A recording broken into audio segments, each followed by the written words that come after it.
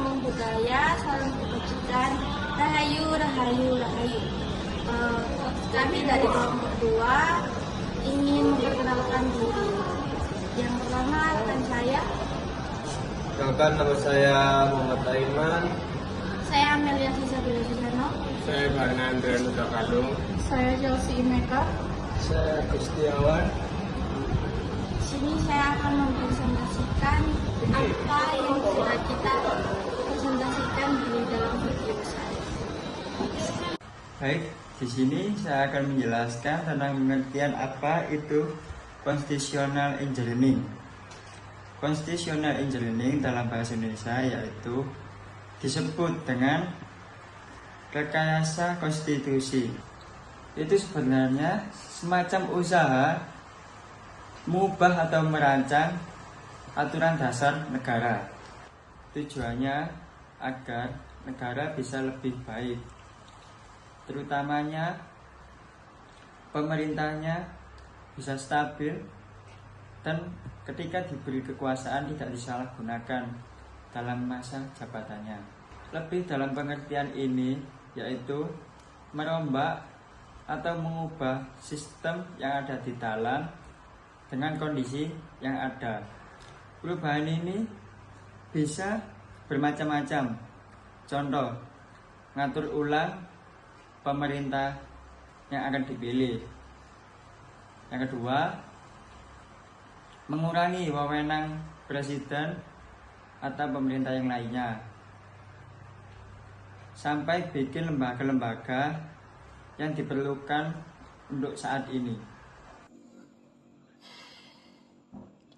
Contoh di Indonesia, Amandemen Undang-Undang 1945. Di Indonesia itu ada contoh paling jelas dari rekayasa konstitusi, itu terjadi pasca sampai reformasi sekitar tahun 1999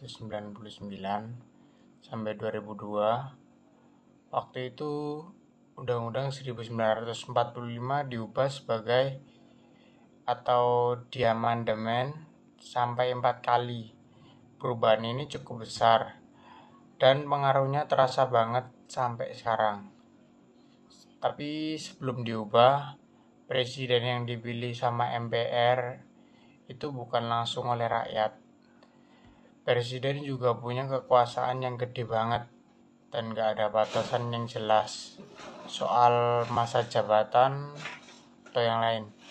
Dan juga selain itu, beberapa lembaga penting seperti Mahkamah Konstitusi atau disingkat MK dan Komensel Yudisial yang disingkat dengan KY dan Dewan Perwakilan Daerah yang disingkat DPD belum ada. Setelah amandemen banyak hal yang berubah dan presiden dan wakilnya sekarang dipilih langsung sama rakyat. Masa jabatannya juga dibatasi cuma 2 periode dan dibentuk beberapa lembaga baru untuk mengawasi jalannya kekuasaan. DPR juga jadi lebih kuat ya karena punya peran lebih dalam mengontrol pemerintah. Selanjutnya apa dampaknya? Setelah amandemen, sistem demokrasi di Indonesia lebih terbuka dan rakyat punya kesempatan langsung buat milih pemimpin. Kekuasaan presiden gak sebebas dulu dan ada lembaga-lembaga baru yang bisa mengawasi jalannya pemerintahan. Tapi tentu aja perubahan ini gak semuanya mulus, misalnya karena pemilu sekarang tuh langsung, biaya politik jadi tinggi banget, dan terus meskipun udah ada banyak lembaga baru, kadang kerjanya tumpang tindih atau malah saling bentrok. DPD yang katanya mewakili daerah juga belum tentu terlalu kuat dibanding DPR. Kesimpulannya, jadi constitutional engineering ini tuh kayak cara buat memperbaiki sistem negara dari dalam lewat perubahan aturan dasar. Di Indonesia, perubahan Undang-Undang Dasar 1945 setelah reformasi jadi contoh nyata. Perubahannya bikin demokrasi lebih hidup, rakyat bisa milih langsung dan kekuasaan presiden jadi lebih terkontrol. Tapi ya tetap masih ada tantangan dan sistem ini masih terus butuh perbaikan. Kalau disimpulkan, pengaruhnya besar banget, bikin sistem politik kita lebih demokratis dan lebih dekat sama rakyat, tapi tantangannya juga nggak sedikit.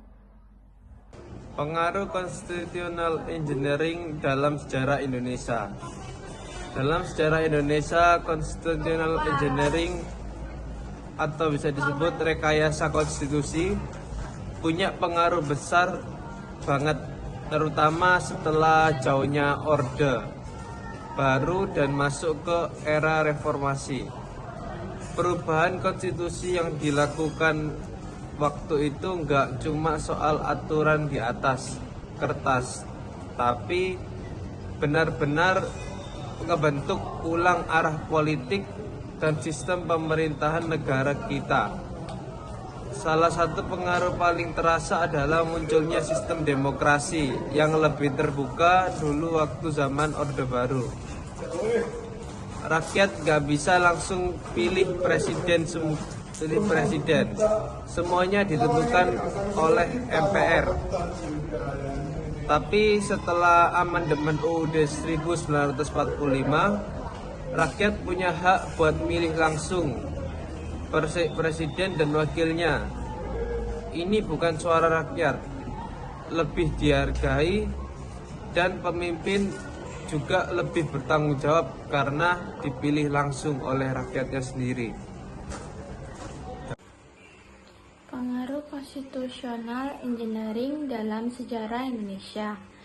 Selain itu, konstitusi juga mulai membatasi kekuasaan presiden. Di masa lalu, presiden bisa menjabat terus-terusan, tetapi sekarang cuma boleh untuk 2 periode saja. Ini penting banget biar gak ada lagi pemimpin yang seenaknya untuk memperpanjang kekuasaannya. Dan pengaruh lainnya, Indonesia juga bikin lembaga-lembaga baru kayak Mahkamah Konstitusi MK, Komisi Yudisial KY, dan Dewan Perwakilan Daerah DPD. Tujuannya agar sistem pengawasan dan check and balance antar lembaga bisa jalan.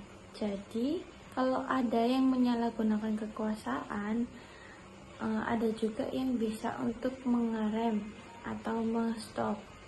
Namun, meskipun banyak hal positif, tetap saja pasti juga ada dampak yang bikin pusing atau dampak yang bisa mengakibatkan dampak negatif.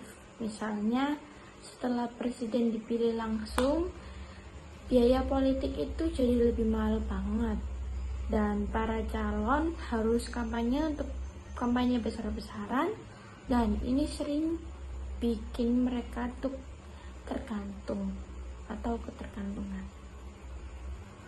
Lalu ada juga kesimpulannya. Secara keseluruhan, untuk kesimpulannya, constitutional engineering ini bawa pengaruh besar dalam perjalanan sejarah Indonesia, dari yang awalnya otoriter jadi lebih demokratis. Rakyat punya suara dan kekuasaan presiden dibatasi dan lembaga-lembaga negara diperkuat. Tapi perubahan ini juga butuh waktu dan proses, karena sistem yang ideal nggak bisa untuk terbentuk dalam sehari dan semalam. Bisa dibilang, rekayasa konstitusi ini adalah salah satu momen penting yang bikin Indonesia jadi seperti sekarang ini. Lebih demokratis, tapi juga masih terus berjuang buat jadi yang lebih baik lagi. Dari kelompok kami, bila ada salah kata, mohon maaf. Assalamualaikum warahmatullahi wabarakatuh.